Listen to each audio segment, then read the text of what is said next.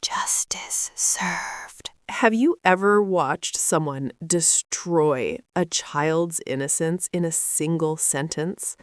Have you ever seen cruelty disguised as honesty? I have. On Christmas Day, in front of my entire family, my mother looked at my 7-year-old daughter, a child she'd known since birth, and said, "You're not really my granddaughter. Get out of my house." My daughter's face crumbled. My world stopped. And in that moment, I had to make a choice that would change my family forever. My name is Rebecca Torres, and this is the story of how my mother's cruelty on Christmas Day revealed her true nature and how I made sure she faced consequences for what she did to my child. This isn't just about one terrible moment. It's about years of favoritism, discrimination, and a grandmother who valued blood over love. And it's about how I finally stood up to protect my daughter from the person who should have protected her most. Trigger warning. The story involves adoption, family rejection, and emotional abuse of a child. Let me start at the beginning, so you understand the full picture. I'm 34 years old, married to my husband Marcus for 9 years. We have 2 daughters, Lily, who's 7, and Emma, who's 5. Here's the important part. Lily is adopted.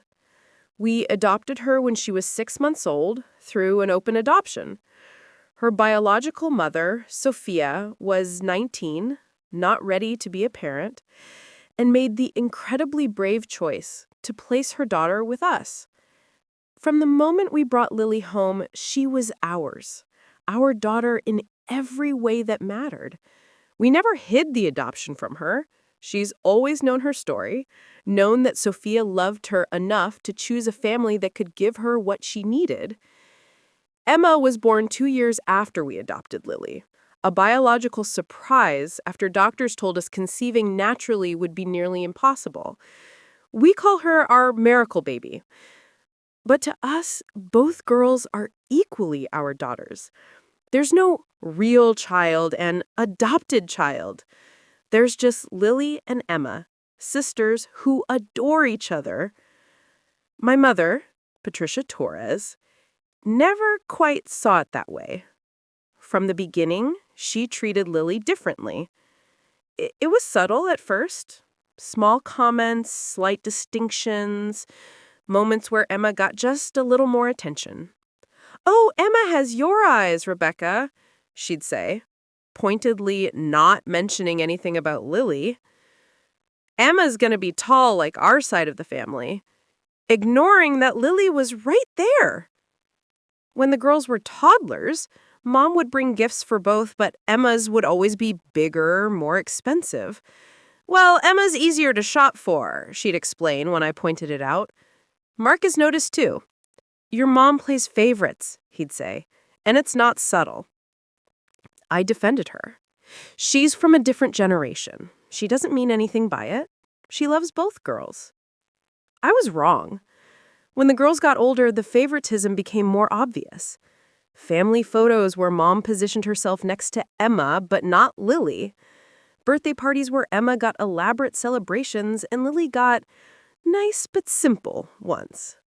Comments about family resemblance that always excluded Lily. "You can really see the Torres genes in Emma," Mom would say at family gatherings, while Lily was standing right there, looking confused. I'd pull Mom aside. "Please don't say things like that in front of Lily. She's my daughter too." "I'm just stating facts, Rebecca. Emma is your biological child. Lily is, well, you know what I mean." "No, I don't know what you mean. Explain it to me." She'd wave it off. "Don't be so sensitive. I treat both girls just fine." But she didn't. And Lily was starting to notice. "Why does Grandma like Emma more?" she asked me when she was 6, her voice small and hurt. My heart broke. "Grandma loves you both, sweetie. She just shows it differently. But she always wants to play with Emma, and she never asks about my school stuff. And at my birthday, she gave Emma a present too, but Emma didn't get one at my birthday. She was right. All of it was true. And I'd been making excuses for it. Marcus and I had serious conversations about limiting contact with my mother. But she was still my mom. And my dad, my siblings, my extended family, they were all important to us. Cutting out Mom meant potentially losing everyone. So I kept trying, kept hoping she'd change, kept believing that love would eventually overcome whatever prejudice she held. And then came Christmas. December 25th started like every Christmas at my parents' house. The whole family gathered. My parents, my 2 brothers and their wives, their kids, all of us together for the traditional Taurus family Christmas. There were 12 of us total. My parents, Marcus and me, our daughters, my brothers Daniel and Carlos with their wives and 3 kids between them. The morning went well. The kids opened presents, played with their new toys, ran around excited on sugar and holiday joy. Mom seemed in good spirits. Dad was playing Santa. Everything felt normal. Lily got several presents from my parents. Not as many as Emma or her cousins, but enough that she seemed happy. She was particularly excited about a doll she'd been wanting. "Look, Mommy," she'd said, hugging it tight. "Grandma remembered." I'd felt hopeful. Maybe things were getting better. Maybe Mom was finally seeing Lily as her granddaughter. I should have known better. After lunch, all the kids were playing in the living room while the adults cleaned up in the kitchen. I could hear them laughing, arguing over toys in that way kids do, having fun. Then I heard my mother's voice, sharp and loud. "Emma, come here, sweetheart. Grandma has something special for you." I walked into the living room and saw Mom holding a wrapped present, a large one, clearly expensive. She was calling only Emma over. Lily looked up from her doll, confused. "Is that for both of us, Grandma?" Mom's face went cold. "No, Lily, this is just for Emma. This is a special present for my real granddaughter." The room went silent. Even the kids stopped playing. Lily's face crumpled in confusion. "But I'm your granddaughter, too." "No, you're not." Mama's voice was flat, matter of fact, like she was stating the weather. "Emma is my actual granddaughter. You're Rebecca's adopted child. That's different." "Mom!" I stepped forward, my heart pounding. "What are you doing?" She ignored me, still looking at Lily. "Emma has Torres blood. You don't. You're not really part of this family, and I'm tired of pretending you are." Lily started crying. Not the loud wails of a tantrum, but the quiet, devastated crying of a child whose world just shattered. "That's enough!" Marcus was across the room in seconds, scooping up Lily. "Patricia, what is wrong with you?" She turned to him, her face hard. "I'm being honest. This child needs to understand that adoption isn't the same as being real family. The sooner she accepts that, the better." "Get out," she said to Lily, her voice cold. "This is a family celebration. You're not family. Get out of my house." Emma started crying too, not understanding why Grandma was being mean to her sister. My nephews and nieces looked scared and confused. My brother stood frozen, unsure how to react. But my dad looked horrified. "Patricia," he said, his voice shaking, "stop right now." "Oh, don't you start, Richard. I'm tired of everyone tiptoeing around this. The girl isn't our blood. She needs to know her place."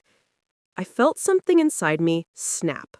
All those years of making excuses, of trying to keep the peace, of exposing my daughter to someone who saw her as less than, it all crystallized into pure, protective rage.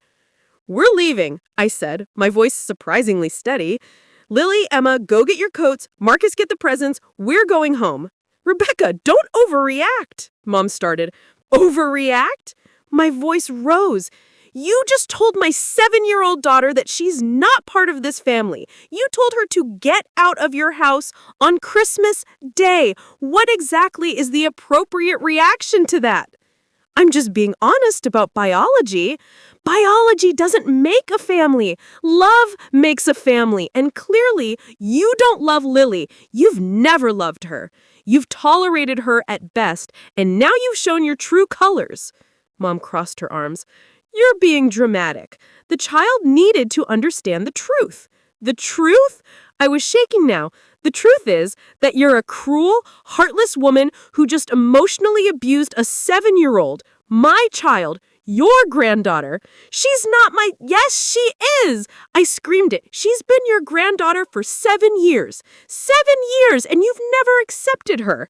Well, I'm done. We're done. You don't get to be in either of my daughter's lives anymore. If you can't love them both, you don't deserve either of them. Marcus had the girls ready.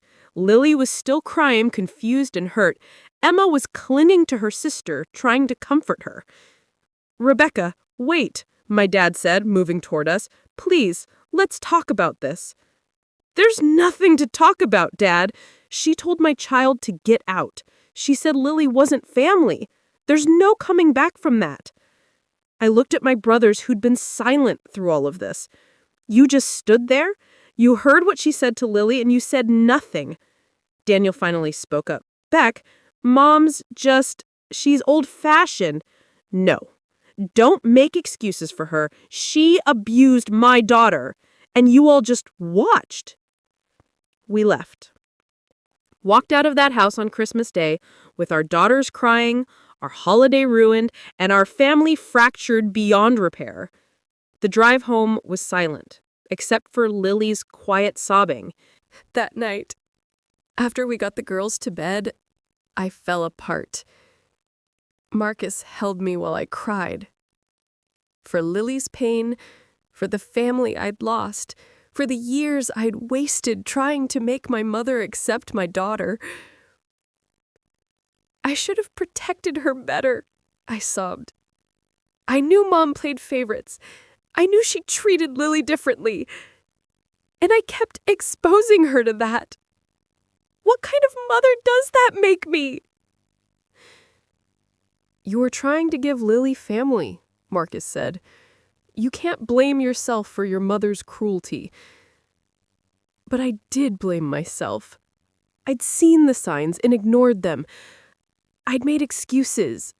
I'd prioritized keeping peace with my mother over protecting my daughter. Never again. The next morning, I had to talk to Lily. She'd woken up quiet and sad, not her usual energetic self. Sweetie, can we talk? I asked, sitting on her bed. She nodded, clutching the doll my mom had given her, the one she now knew came with conditions. What Grandma said yesterday was wrong. Very, very wrong. You are my daughter. You are part of our family. Biology doesn't matter. Love matters. And I love you more than anything in the world. But Grandma said I'm not really yours. Grandma is wrong. You know how sometimes grown-ups make mistakes? Well, Grandma made a huge mistake. She hurt you. And that's not okay. So we're not going to see her anymore. Lily looked up at me with those big brown eyes. Because of me? No, baby. Because of her. Because she can't see how wonderful you are. Because she doesn't deserve to know you. This is not your fault. Do you understand? This is about Grandma being wrong, not about you being anything less than perfect. She nodded, but I could see the hurt was still there. That kind of rejection doesn't heal quickly, especially for a 7-year-old. The calls started that afternoon, first from my dad, then my brothers, then their wives, all of them wanting to work this out and saying, "Mom didn't mean it the way it sounded."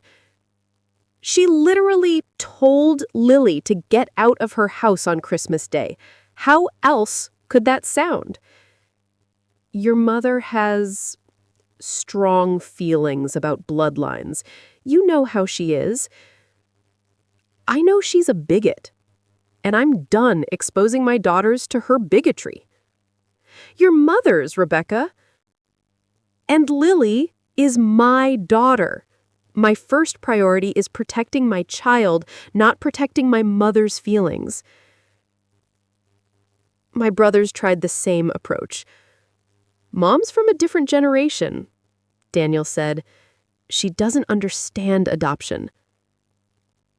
Adoption has existed for thousands of years. It's not new. She understands it fine. It's just that she doesn't respect it. There's a difference. Can't you just give her another chance? She's had 7 years of chances. She's had 7 years to show Lily love and acceptance. Instead, she chose Christmas Day to tell a 7-year-old that she's not part of the family. No! No more chances. My mother herself called on the 3rd day. Rebecca, you're overreacting. I think we should all calm down and discuss this like adults. You told my daughter to get out of your house on Christmas Day. There's nothing to discuss. I was just being honest. Honest. You were being cruel. You emotionally abused a child. My child. She needs to understand reality. The reality is that you're not going to be part of their lives anymore. Either of them. I meant what I said. If you can't love both my daughters equally, you don't get access to either of them. You can't keep my granddaughter from me. Plural, Mom, granddaughters. But you only see one of them that way. So, yes, I absolutely can and will keep both of them away from you. She hung up on me. The weeks after Christmas were brutal. My entire extended family was divided. My dad called constantly, begging me to reconsider. She's sorry, he'd say, though Mom herself never apologized. If she's sorry, she can call and apologize to Lily directly. You know your mother. She doesn't apologize. Then she's not actually sorry, is she? My brothers sided with Mom. They thought I was being too harsh, that I should forgive her for the sake of family unity. Family unity? I laughed bitterly at Carlos when he called. Where was family unity when Mom told Lily she wasn't family? Where was unity when you all stood there and said nothing? We were shocked. We didn't know what to do. You could have defended her. You could have told Mom she was wrong. You could have stood up for your niece, but you didn't. So don't lecture me about family unity. Marcus's family was completely supportive. His mother was horrified when we told her what happened. How could she say that to a child? Marcus's mom kept asking. How could anyone be so cruel? She threw us a real Christmas celebration at her house, just our little family plus Marcus's parents and siblings. She made extra effort to shower both girls with attention to make sure Lily felt loved and valued. You girls are both equally precious, she told them, and anyone who can't see that doesn't deserve to know you. But my side of the family kept the pressure up. Aunts and uncles called, saying I was tearing the family apart. Cousins sent messages saying I was being too sensitive. Your mom just spoke her truth, one cousin texted. You can't punish her for being honest. I blocked that cousin. The worst was when my mother started playing victim to the extended family. Suddenly, she was the wronged party, the grandmother cruelly cut off from her grandchildren because of one misunderstanding. I just said what everyone was thinking, she told relatives. Adopted children aren't the same as biological children. That's just a fact. She left out the part where she told a 7-year-old to get out on Christmas Day. Some family members believed her version. Others heard both sides and still thought I should forgive her for the sake of the girls. The girls need their grandmother, an aunt told me. The girls need to be protected from people who devalue them. That's what they need. About 6 weeks after Christmas, my dad showed up at my house unannounced. I need to talk to you. Can I come in? I let him in but kept the girls in their rooms. I wasn't ready for them to see him yet. Your mother has been impossible since Christmas, he said, sitting at our kitchen table. She's angry and hurt and refuses to admit she did anything wrong. That sounds like her problem, not mine. Rebecca, I'm asking you to be the bigger person here. No! He looked surprised. No?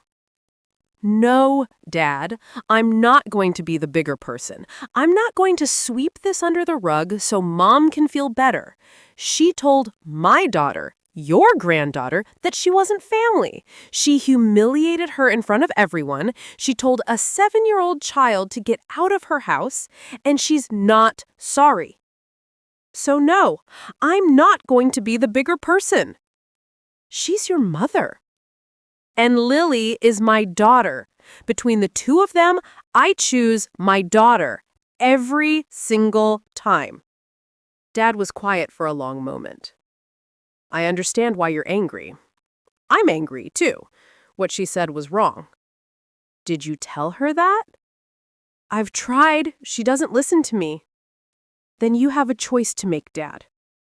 You can stand with her and support her cruelty, or you can stand with your granddaughters, both of them, and call her out. But you can't do both. He looked torn. She's my wife. And these are your granddaughters, both of them. What's it going to be? 2 weeks later, my dad called and asked to meet for coffee. Just the two of us. I agreed, curious, but guarded. We met at a cafe near my house. I've left your mother, he said as soon as we sat down. I nearly dropped my coffee. What? Temporarily, maybe permanently. I don't know yet. But I've moved out. I'm staying at a hotel while I figure things out. Dad, what happened? He looked older than I'd ever seen him. Tired. Defeated. After you told me I had to choose, I really thought about it. About what she said to Lily. About how she's treated that little girl for 7 years. And I realized I've been complicit. I've stood by and watched her play favorites. And I didn't stop it. I made excuses for her, just like you did. He paused, emotion in his voice. Lily is my granddaughter. She's been my granddaughter since the day you brought her home, and I failed to protect her from her grandmother's cruelty. Tears were streaming down my face. Dad, I told your mother she needed to apologize to Lily, to you, to Marcus, to really, genuinely apologize and commit to treating both girls equally. She refused. Said she wouldn't apologize for telling the truth. So I told her I was leaving until she could see reason. She laughed at me. Said I was being ridiculous, that I'd crawl back within a week. That was 3 weeks ago. Dad, I never wanted you to leave Mom. Yes, you did. Not explicitly, but you needed me to make a choice. And you were right to make me choose. I should have made that choice 7 years ago. I should have stood up to her the first time she treated Lily differently. We both cried then, in that coffee shop, while other patrons politely pretended not to notice. Can I see the girls? I understand if you say no. I understand if you don't trust me, but I'd really like to see them. To apologize to Lily myself. I thought about it carefully. You can see them, but you have to apologize to Lily first. And you have to mean it. I do mean it. We arranged for him to come to dinner that weekend. I prepped the girls beforehand, especially Lily. Grandpa wants to come visit and talk to you. Is that okay? She was hesitant. Is Grandma coming too? No, sweetie, just Grandpa. Okay. That Saturday, Dad came over with flowers for both girls and a heartfelt apology. He got down to Lily's level, looked her in the eyes, and said, "Lily, I need to apologize to you. What Grandma said to you on Christmas was very wrong, and I should have stopped her. I should have told her right then that she was being cruel and unfair. But I didn't. And I'm so sorry." Lily looked at him with those big, serious eyes. "Do you think I'm your granddaughter?"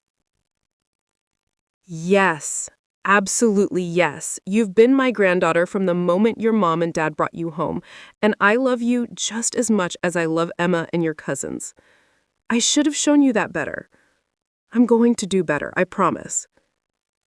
"Okay, Grandpa." She hugged him, and I saw my father break down crying as he held his granddaughter. Dinner was good.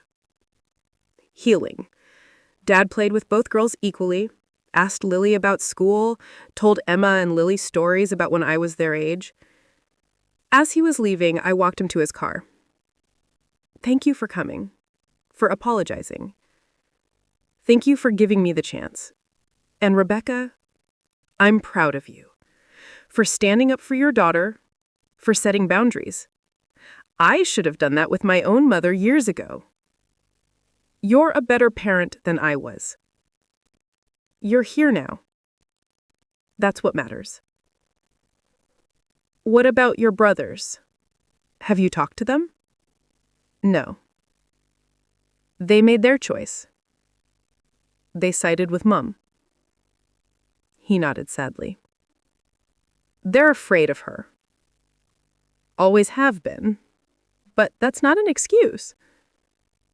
"No, it's not." My mother did not take my father leaving well. According to Dad, she went through stages, first insisting he'd come back, then angry that he was choosing Rebecca's side, then trying to paint herself as the victim of a conspiracy. She started posting on Facebook, yes, really, about how her ungrateful daughter had turned her husband against her, about how modern parents don't understand family values, and how adoption was destroying traditional families. My friends started sending me screenshots. In one post, Mom wrote, "It's sad when biological facts are treated as hate speech. I simply told my daughter's adopted child that she wasn't my biological granddaughter, and now I'm being punished for honesty." The comments were divided. Some people agreed with her, others were horrified. One of my college friends commented, "You told a 7-year-old to get out of your house on Christmas. That's not honesty, that's cruelty." Mom blocked her. She also started telling extended family that Dad had left her because of Rebecca, that I had somehow manipulated him into abandoning his wife. Some relatives believed it, others called me to get the real story. "Your mom is telling everyone that you demanded your father choose between you and her," my aunt called to tell me. "I did ask him to choose between supporting cruelty toward his granddaughter or standing up for her. He chose to stand up for her. I'm proud of him for that. But Patricia is his wife, and Lily is his granddaughter, both of them. Being married to someone doesn't mean you have to support them when they're wrong." About 2 months after Christmas, Mom made one last attempt at reconciliation on her terms. She called me. "Rebecca, this has gone on long enough. Your father wants to come home, and I'm willing to allow your children back in my life, but there need to be some ground rules." "Ground rules?" I asked. "Yes, I will treat both girls politely and appropriately, but I won't pretend that adoption is the same as biological connection. I'll attend family functions where they're present, but I won't be doing separate grandparent visits with the adopted one. That's for my biological grandchildren only." I couldn't believe what I was hearing. "Are you serious right now?" "I'm being reasonable. I'm willing to tolerate your adopted child in family settings, but I won't fake a relationship that isn't there. Her name is Lily, and no, absolutely not. You don't get to come back into our lives with conditions. You don't get to tolerate my daughter. Then you'll never see me again. Your choice. Good. That's the right choice. Lily deserves better than someone who merely tolerates her. Both my girls do. Goodbye, Mom. I hung up and blocked her number. Dad confirmed later that she'd also given him an ultimatum. Come home and support her position, or stay gone permanently. I'm staying gone, he told me. I filed for divorce last week. I was shocked. Dad, are you sure? He said, I'm sure. I've spent 40 years married to a woman who values bloodlines over love, who thinks biology is more important than character. I'm done. I'd rather spend my remaining years with grandchildren who deserve my love, all of them, than with a woman who can't see past DNA. He started coming to family dinners weekly. He attended the girls' school events, their sports games, their recitals. He made extra effort to bond with Lily to make sure she knew she was loved and valued. And slowly, Lily started healing. The fallout from Christmas permanently split my family. My brothers continued to side with Mom. They thought Dad and I were overreacting, that we were punishing her for her opinion. It's not an opinion, I told Daniel in our last conversation. It's not like she prefers chocolate over vanilla. She told my daughter that she's not family. That's not an opinion. That's cruelty. But she's right that adoption isn't the same as biological. Get out. What? Get out of my house. If that's what you think, you're not welcome here either. He left, shocked. We haven't spoken since. Carlos's wife reached out privately. I think your mom was wrong, she told me, but Carlos is afraid to go against her. She controls a lot of the family dynamics, and he doesn't want to be cut out. So he chose her over his niece. I know, I'm sorry. I've been trying to talk to him, but he won't listen. Then you have a husband problem, not just a mother-in-law problem. The extended family, aunts, uncles, cousins, mostly stayed out of it. A few sided with Mom. Most just avoided the topic altogether. My dad's side of the family was fully supportive. Patricia has always been difficult, my dad's sister told me. But this is beyond difficult. This is cruel. You did the right thing. Friend reactions were interesting, too. My close friends were horrified by what Mom had done.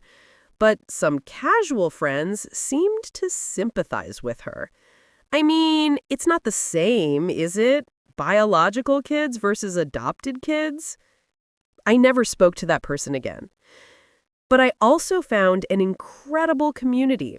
Other adoptive parents who dealt with family rejection, birth mothers who'd placed children and faced judgment, adopted adults who'd experienced what Lily experienced, being told they weren't real family. They shared their stories, their pain, their resilience, and they helped me understand how to help Lily process what happened. One woman, an adoptee herself, told me, "What your mother did will hurt Lily for a long time, maybe forever.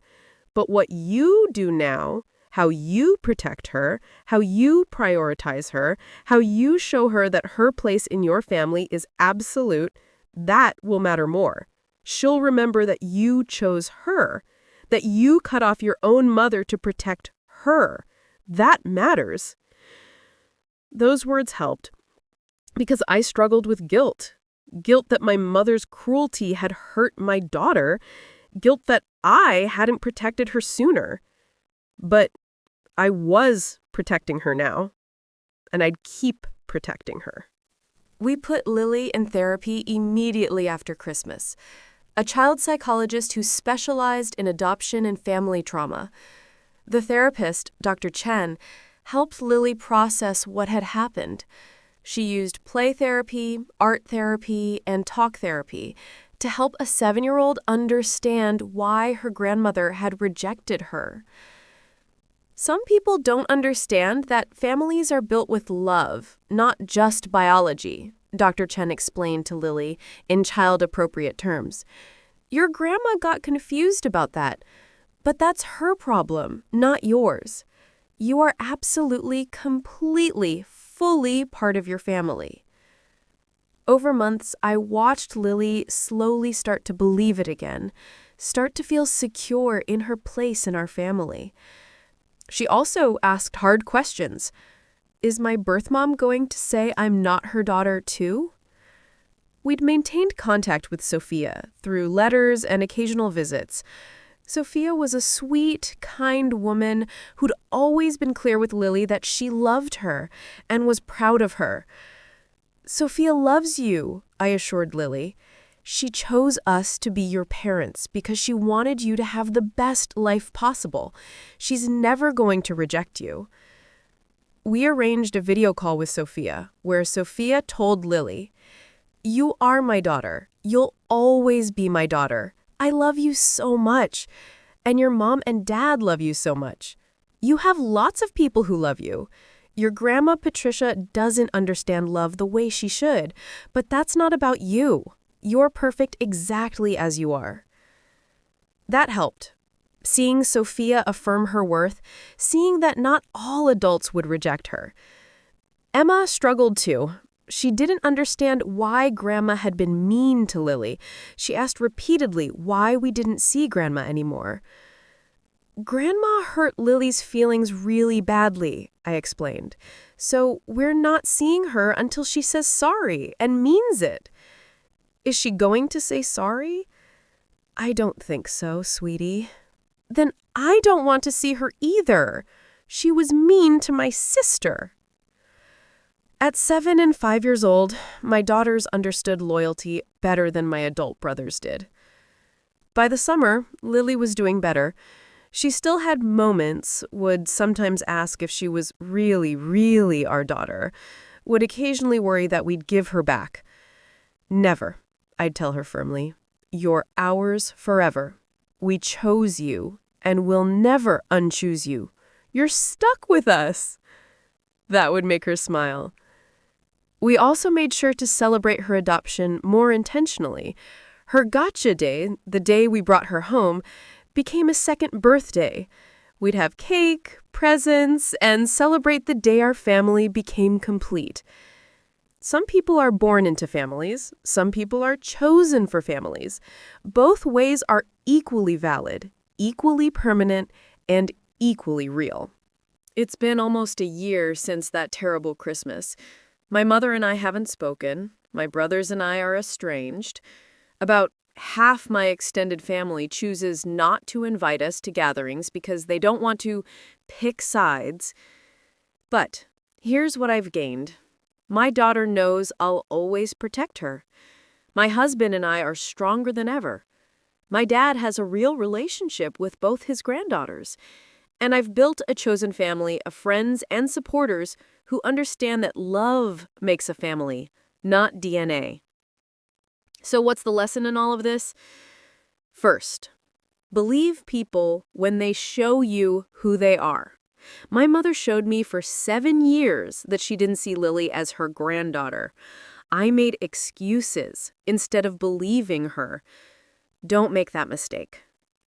Second, protect your children above all else, even from family. Especially from family.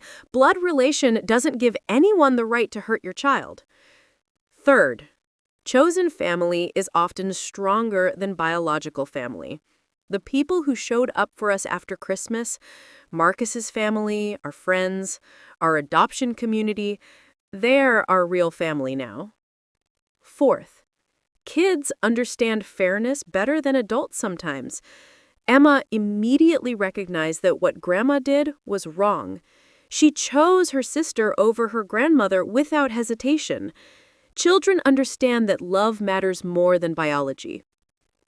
Fifth, standing up for what's right will cost you. I lost my relationship with my mother and brothers. I lost half my extended family. That hurts. But the alternative, continuing to expose my daughter to someone who devalued her, was worse. Sixth, you can't fix someone who thinks they're broken. My mother genuinely believes she did nothing wrong. No amount of talking or explaining will change that. At some point, you have to accept that and move on. And finally, Adoption is real. Adoptive parents are real parents. Adopted children are real children. Anyone who says otherwise doesn't deserve a place in your family.